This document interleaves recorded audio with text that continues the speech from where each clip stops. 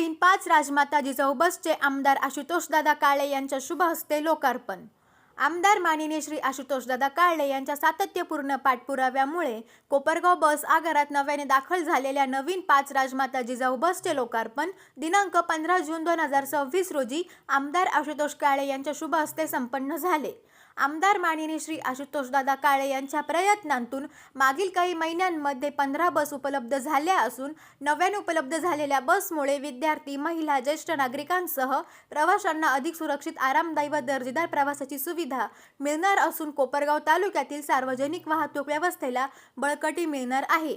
यावेळी depot manager Amol बनकर, वाहतूक निरीक्षक अमित हंपे, आगार लेखाकार मिलिंद कोपरे, कर्मवीर शंकरराव काळे, सहकारी साखर कारखान्याचे संचालक सुधाकरराव रोहम, कोपरगाव जिनिंग व प्रेसिंग सोसायटीचे चेअरमन गोरक्षनाथ जामदार, नगरसेवक मंदार पहाडे, राजेंद्र वाकचौरे, हाजी महमूद भाई सय्यद, विजय त्रिभुवन, इम्तियाज भाई अत्तार, वाल्मिक लहिरे, शैलेश साबळे, सोमेश आढाव, बाळासाहेब रुईकर, माजी नगरसेवक वीरेन बोरावके, रमेश गवळी, बाळासाहेब आढाव, अजीज भाई शेख, फकीर मामू कुरेशी, दिनकर खरे, सचिन ढोळे, नवाज भाई कुरेशी, डॉक्टर तुषार गलांडे, शुभम काळे, मनोज नरोडे, धनंजय कार, सागर फडे, मुकुंद भुतडा, नितेश बोरुडे, सागर आहेर, डॉक्टर अजय गर्जे, डॉक्टर आतिश काळे, संतोष मरसाळे, अशोक आव्हाटे, सचिन परदेशी, मुकुंद इंगळे, जावदभाई शेख, भाऊसाहेब बाबड, चंद्रकांत धोत्रे, राजेंद्र आभाळे, राजेंद्र खैरनार, संतोष दळवी, विकी चांदर, तन्मय साबळे, वैभव कानडे, हरुणभाई शेख, फैयाजभाई, मयुरेश शिंदे, मयूर राऊत, बाबासाहेब शिंदे आदी उपस्थित होते।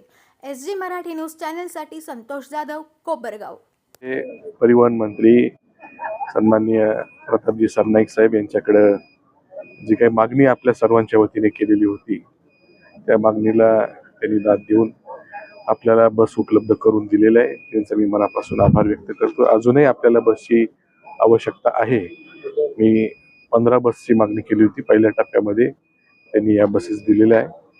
अजूनही आपल्याला बस उपलब्ध करून जी काही प्रवाशांची, विद्यार्थ्यांची अडचण आहे हे सोडवण्यासाठी बस उपलब्ध होतील याची खात्री आहे।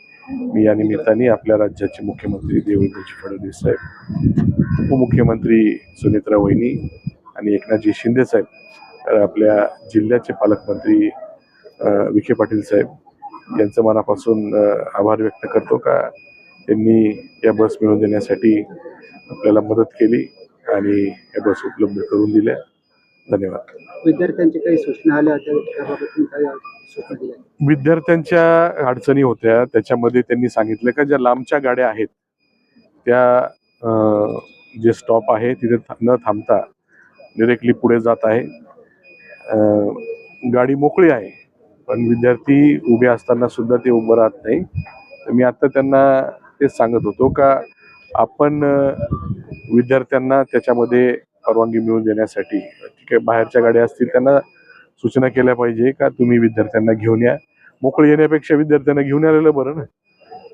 ठीक आहे, गाडी फुल असल्यानंतर आपण समजू शकतो का गाडी फुल आहे तिथं त्यांना उभं राहायला जागा नाही तर बस पुढे गेली तर हरकत नाही। गाडी मोकळी आहे आणि विद्यार्थी तिथं जागेवर उभे ही काही पद्धत बरोबर नाहीये। तर त्या गाड्यांना सूचना व्हाव्यात एवढीच मला त्यांना या ठिकाणी सूचना करायची होती। तसं जर नाही झालं तर ती बस मला अडवावी लागेल असं त्यांना सांगितलं। बॅटरीवरच्या गाड्या सुद्धा आपण मागणी केली।